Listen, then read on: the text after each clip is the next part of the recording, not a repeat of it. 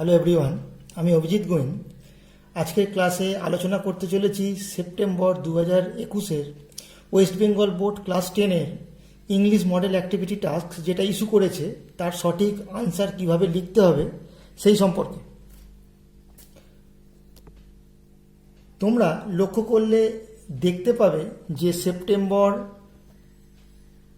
মান্থে যে model activity task West Bengal board issue করেছে তাতে প্রত্যেকটা অ্যাক্টিভিটির পাশে কত নাম্বার তার জন্য বরাদ্দ আছে সেটা উল্লেখ করা আছে, যেটা আগের আমরা অ্যাক্টিভিটিগুলোর মধ্যে কিন্তু লক্ষ্য করিনি, ছিল না।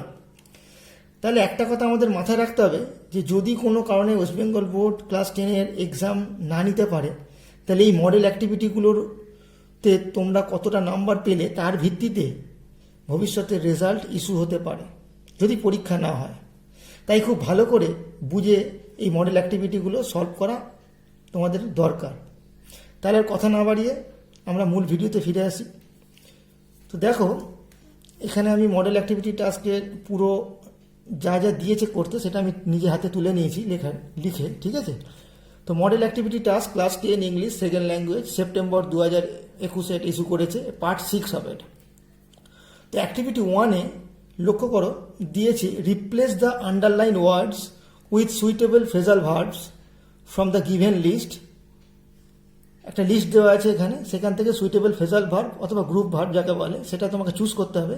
Change the form of the verb if necessary, যদি প্রয়োজন হয় তাহলে তোমাকে ভার্বের ফর্মটা চেঞ্জ করতে হবে। Write the answers in the given space, এই যে স্পেসগুলো দেওয়া আছে এখানে তোমাকে আনসারটা লিখতে হবে। One extra phrasal verb is given in the list, এই লিস্টে একটা এক্সট্রা ফ্রেজাল ভার্ব দেওয়া আছে, ঠিক আছে? দেখো এখানে 2 করে ইন্টু 3 6, তার মানে 3খানা দিয়েছে, প্রতিটাতে 2 করে আছে। তো দেখো 1 নম্বরে দিয়েছে the older brother is in search of a job. Older brother মানে বড় ভাই, সে কি in search of a job মানে সে একটা কাজ খুঁজছে। তাহলে এখানে ইন সার্চ অফের ক্ষেত্রে আমরা কি ফ্রেজাল ভার্ব ইউজ করতে পারি? না, আমরা ইউজ করতে পারি, দেখো এখানে দেওয়া আছে লুক ফর। লুক ফর মানে খোঁজা, ইন সার্চ অফ মানেও খোঁজা। যেহেতু এখানে ইস কথাটা দেওয়া আছে, মাথায় রাখবে এটা প্রেজেন্ট কন্টিনিউয়াস টেন্সে আমাদের লিখতে হবে, তাই জন্য আমাদের এখানে লিখতে হবে looking for. Looking for, okay, looking for লিখতে হবে, মাথায় রাখবে। তার মানে এই বাক্যটা দাঁড়াচ্ছে my older brother is looking for a job. এটা মানেও যা, is in search of a job মানেও তাই। নেক্সট দেখো দিয়েছে নাম্বার 2-এতে I cannot tolerate his audacity, অর্থাৎ আমি সহ্য করতে পারি না তার আস্পর্ধা, তার সাহসটা, যে এত সাহস, এত আস্পর্ধা, সেটা কোনো কাজ করেছে সেটা বলছি টলারেট মানে সহ্য করা। তাহলে এই টলারেটের পরিবর্তে আমরা কি ফ্রেজাল ভার্ব এখানে ইউজ করব? না, টলারেট হচ্ছে সহ্য করা, এখানে পুট আপ উইথ মানে সহ্য করা, ওকে। তার মানে এখানে তোমাকে লিখতে হবে পুট আপ উইথ, কারণ টলারেটটা এখানে V1 আছে, মানে ভার্বের first form, present first form আছে, ক্যান টলারেট। তার মানে এখানে শুধু তোমাকে পুট আপ উইথ ফর্মটাই বসবে, পুট আপ উইথ, ওকে।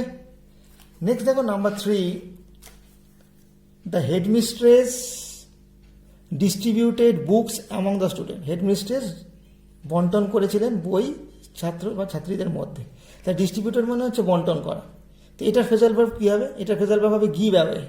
তার মানে এখানে ডিস্ট্রিবিউটেড পাস্ট টেন্সে আছে, মানে V2, তাহলে গিভ অ্যাওয়ে এর পাস্ট ফর্ম কি? গিভের পাস্ট ফর্ম হচ্ছে গেভ, তাহলে তোমাকে এখানে লিখতে হবে গেভ, আর অ্যাওয়েটা যেমন আছে লিখে দেবো।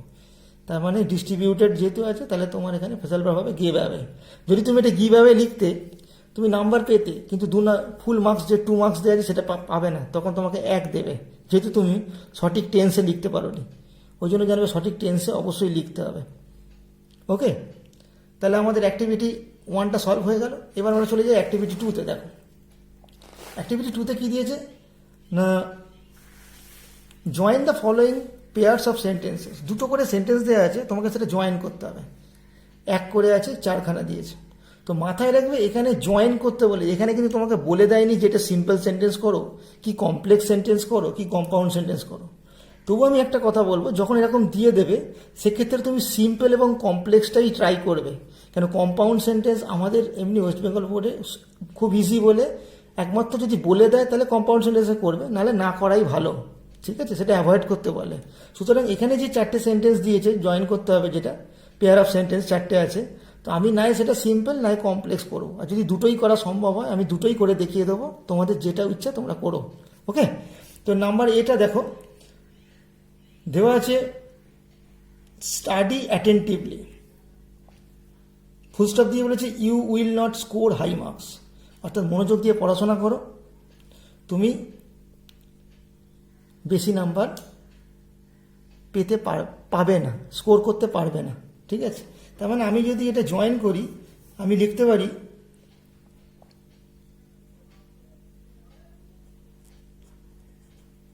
If you do not study attentively, comma দিয়ে ইফযুক্ত ক্লজ হলে জানবে যখন শেষ হবে ফার্স্ট ক্লজটা তখন তোমার কমা অবশ্যই দিতে হবে।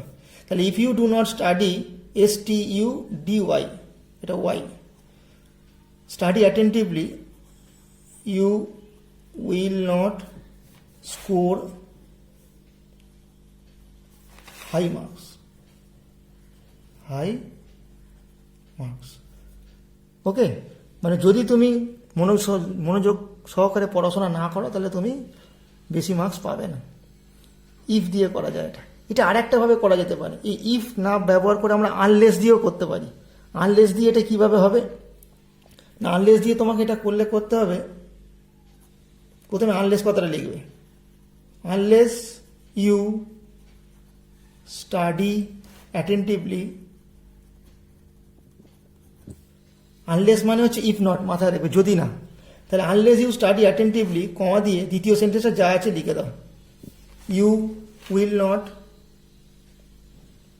Will not score SCORE score high marks. Okay, এটা এইভাবে হবে, তাহলে আমি দুটোই দেখিয়ে দিলাম। নেক্সট দেখো, নেক্সট বিতে দেওয়া আছে, দেখো she saw a butterfly, she tried to catch it, সে একটা প্রজাপতি দেখলো এবং সে সেটাকে ধরতে চেষ্টা করলো। তাহলে এটা আমরা কিভাবে জয়েন করতে পারি না, এটা করা যেতে পারে when she saw a butterfly, মানে যখন সে দেখলো একটা বাটারফ্লাইকে, একটা কমা দেবে দিয়ে লিখবে she tried to catch it, সে তখন সেটাকে ধরতে চেষ্টা করেছিল, ঠিক আছে। তাহলে when she saw a butterfly, she tried to catch it, এটা কমপ্লেক্স সেন্টেন্স হলো। এটাকে সিম্পল সেন্টেন্সও করা যায়, দেখবে কীভাবে করবো, আমি অর দিয়ে এখানে একটা লিখে দিচ্ছি। এই শটাকে করবে seeing, SEEING, seeing, SEEING, seeing A butterfly, seeing a butterfly, she tried, tried to catch it, দ্বিতীয় বাক্য যেটা আছে সেটা সেম লিখে দেবে। তার মানে এটা হলো সিম্পল সেন্টেন্স, অর্থাৎ একটা বাটারফ্লাইকে দেখে সে ধরতে চেষ্টা করেছিল। ওকে, দুটোর মধ্যে যেটা ইচ্ছা তোমরা সেটা করো। নেক্সট দেখো নাম্বার সি দিয়েছে, she won a prize, I know it, সে একটা প্রাইজ জিতেছিল, আমি এটা জানি। তার মানে এটা আমরা কীভাবে জয়েন করতে পারি, এটা আমাকে লিখতে হবে I know that she won a prize, আমি জানি যে সে একটা প্রাইজ জিতেছিল। ওকে, এটা কমপ্লেক্স সেন্টেন্স এবং এই যে ক্লজটা তৈরি করলাম এটা নাউন ক্লজ, মাথায় রাখবে। এই that she won a prize, এই ক্লজটা নাউন ক্লজ। আমি পুরো ব্যাখ্যাটাই বলে গেলাম যাতে তোমাদের বুঝতে আরও সহজ হয়। নেক্সট নাম্বার ডি দেখো, হি ইজ মাই ব্রাদার, সে আমার ভাই, he is wearing a blue shirt, তাহলে এটা আমরা কীভাবে করতে পারি, এটা জয়েন করলে হবে হি কমা দেবে, তারপর লিখবে who is wearing a blue shirt is my brother, is my brother, অর্থাৎ সে যে একটা ব্লু শার্ট পরা আছে, তার মানে আমি তার কথাই বলছি। মেন ক্লজ এখানে জানবে, প্রিন্সিপাল ক্লজ হচ্ছে এইটা, যে সে আমার ভাই। এবার কাকে ইন্ডিকেট করছি না, যে ব্লু শার্ট পরে আছে সেই ছেলেটা, ওই জন্য জানবে এটাকে আমাকে এখানে অ্যাডজেক্টিভ ক্লজ হিসাবে এই হি এর পরে বসাতে হবে। ঠিক আছে, যে হিটাকে না যে ব্লু শার্ট পরে আছে তাকে বোঝাচ্ছি। ঠিক আছে, এটা কমপ্লেক্স সেন্টেন্স তৈরি করেছি, এবং এই যে হু থেকে শার্ট অবধি যেটা লিখেছি এটা হচ্ছে অ্যাডজেক্টিভ ক্লজ বা রিলেটিভ ক্লজ, মাথায় রেখো। ওকে, নেক্সট অ্যাক্টিভিটি 3 দেখো, এখানে একটা রাইটিং দিয়েছে। এবারে suppose you are the cultural secretary of the students club of your school, তোমার স্কুলের স্টুডেন্ট ক্লাবের তুমি কালচারাল সেক্রেটারি। ঠিক আছে, write a notice in about 100 words, 100 ওয়ার্ডের মধ্যে নোটিস লিখতে বলেছি। ইনফর্মিং দ্য স্টুডেন্টদেরকে তুমি জানিয়ে একটা নোটিস লেখো about an online debate competition, একটা অনলাইন ডিবেট কম্পিটিশন হবে, যেহেতু এখন স্কুল বন্ধ, for the students of class 9 and 10 of your school, তোমার স্কুলের ক্লাস 9, 10 স্টুডেন্টদের নিয়ে এটা হবে ডিবেট কম্পিটিশনটা। তো এটার উপর তোমাকে একটা নোটিস লিখতে বলেছে। ওকে, তাহলে নোটিসটা আমরা কীভাবে লিখবো সেটা একটু দেখি। দেখো অ্যাক্টিভিটি 3, ফার্স্ট জানবে মাথার উপরে হেডিং নোটিস, এই যে কথাটা NOTICE, এটা তোমাকে ক্যাপিটাল লেটারে লিখতে হবে। নেক্সট তোমাকে এই বাঁ দিকের এইখানে তোমাকে নোটিস নাম্বারটা দিতে হবে, যে কোনো একটা নাম্বার দিয়ে দেবে, NO লিখে ড্যাশ দিয়ে এখানে, যেমন আমি একটা নাম্বার একটা দিয়েছি D অবলিক দিয়ে, যেহেতু ডিবেট ব্যাপারে লিখছি D দিয়েছি, অবলিক দিয়ে 10 অবলিক দিয়ে 2021। আর ডান দিকের এইখানে তোমাকে ডেটটা লিখতে হবে, যেমন 10/9/2021, আমি আজকের ডেট দিয়েছি। তারপর এখানে সাবজেক্টটা লিখবে, কি বিষয় তুমি লিখছো, না অনলাইন ডিবেট কম্পিটিশন। এইবার আমি নোটিসের মেন বডিটাকে শুরু করব। The students of class 9 and 10 of our school are hereby informed oblique দিয়ে নোটিফাইড, আমি দুটোই লিখে দিয়েছি, তোমরা যেটা খুশি লিখবে, that an online debate competition is going to be held অথবা organised on the 10th October 2021। অর্থাৎ ক্লাস 9-10 স্টুডেন্টদের, আমাদের স্কুলের স্টুডেন্টদেরকে জানানো, এত দ্বারা জানানো হচ্ছে যে, এই হেয়ার বাই মানে হচ্ছে এত দ্বারা, ইনফর্মড অথবা নোটিফাইড এই কথাটা মানে হচ্ছে জানানো হচ্ছে, এই যে আর ইনফর্মড আর নোটিফাইড, এটা প্যাসিভ ভয়েসে আছে, জানানো হচ্ছে যে একটা অনলাইন ডিবেট কম্পিটিশন অনুষ্ঠিত হতে যাচ্ছে, is going to be held অথবা is going to be organised. কখন হতে যাচ্ছে তোমাকে সময়টা বলতে হবে, দিনটা বলতে হবে, অন দ্য 10th October 2021 বলে ফুল স্টপ দিয়ে দিলাম। নেক্সট কি লিখেছি দেখো, the subject matter of the debate, তোমাকে বলতে হবে যে কিসের ওপর হবে, তবে তো না স্টুডেন্টরা সেই অনুযায়ী তারা প্রিপেয়ার্ড হয়ে আসবে বা প্রিপারেশনটা নেবে, ওই জন্য তোমাকে উল্লেখ করতে হবে। এখানে তো বলেনি, আমি একটা মন গড়া লিখে দিয়েছি। The subject matter of the debate is importance of English in modern এরা, অর্থাৎ এই আধুনিক যুগে ইংলিশের কি গুরুত্ব সেটার উপর নিয়ে ডিবেটটা হবে। Okay, the students will be given 10 minutes to speak over this matter, এই ম্যাটারটার উপর বলতে স্টুডেন্টদেরকে 10 মিনিট করে টাইম দেওয়া হবে। দেয়ার উইল বি 20 গ্রুপস, 20খানা গ্রুপ করা হবে, and each of the groups consist of 4 participant, অর্থাৎ প্রতিটা গ্রুপে 4টে করে পার্টিসিপেন্ট থাকবে। ওকে, মানে 4 জন করে স্টুডেন্ট নেওয়া হবে। The winner of the debate competition, debate কম্পিটিশানের যে উইনার হবে, যে টিম হবে, উইল বি গিভেন, তাদের দেওয়া হবে এ হ্যান্ডসাম প্রাইজ, একটা সুন্দর খুব প্রাইজ দেওয়া হবে, ভালো প্রাইজ দেওয়া হবে। Das the willing students of the set classes, তার মানে ওপরে যে ক্লাসের কথা বলা হয়েছে ওই জন্য সেট ক্লাসেস কথার মানে হচ্ছে উক্ত ক্লাসেস স্টুডেন্টদের, উইলিং স্টুডেন্ট মানে হচ্ছে ইচ্ছুক, তুমি উইলিংয়ের জায়গায় ইন্টারেস্টেড কথাটাও লিখতে পারতে। তাহলে the willing students of the set classes are hereby asked, মানে এত দ্বারা তাদেরকে জানানো হচ্ছে, বলা হচ্ছে, টু সাবমিট দেয়ার নেমস, তাদের নামগুলোকে তারা সাবমিট করুক। ঠিক আছে, কার কাছে সাবমিট করবে সেটা তোমাকে বলতে হবে। আমি এখানে লিখে দিয়েছি টু দ্য আন্ডারসাইন্ড, অর্থাৎ যে তলায় সই করছে তার কাছে তোমরা নামগুলো নথিভুক্ত করো গিয়ে, to the undersigned within 10 days, একটা টাইম দিয়েছি যে 10 দিনের মধ্যে এই নামটা নথিভুক্ত করতে হবে।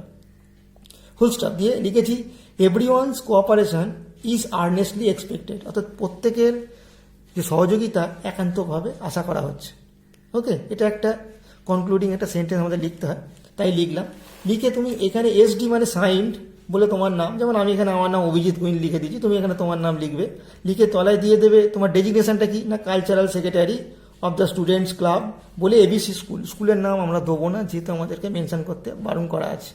ওকে, দিয়ে এখানে তোমাকে লিখতে হবে কাউন্টার সাইন্ড বাই, মানে প্রতি স্বাক্ষর, এটা যে তুমি লিখছো এরকম এখানে যে সাইন করে দেবে সে কে করে দেবে, কাউন্টার সাইন্ড বাই দিয়ে এই যে ডট ডট দিয়েছি এখানে সই করবে, কে করবে না দ্য হেডমাস্টার, অথবা মেয়েরা যদি এটা লেখো তাহলে লিখবে দ্য হেডমিস্ট্রেস।